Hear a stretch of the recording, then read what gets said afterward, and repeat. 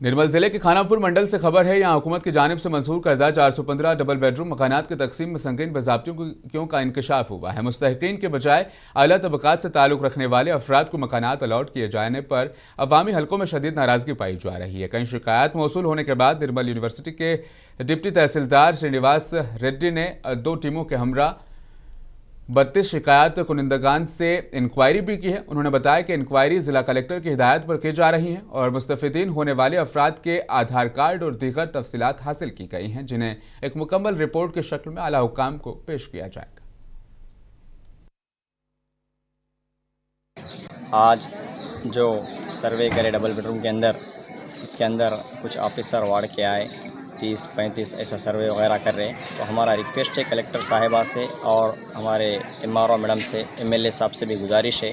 مجلس اتحاد المسلمین شاخ خاناپور ڈیمانڈ کر رہی ہے کہ یہاں پہ ٹوٹلی 408 مکانہ ہیں، یہ 408 مکانہ میں پورا سروے کریے۔ کچھ جگہ پہ کر رہے، کچھ جگہ پہ نہیں کر رہے، اور کچھ لوگوں تالا ڈال کے یہاں پہ نہیں رہ رہے، خاناپور میں رہ رہے، ان کے اوپر انکوائری نہیں کر کے یہاں حیث والوں کے اوپر انکوائری کر رہے، یہ سراسر غلط۔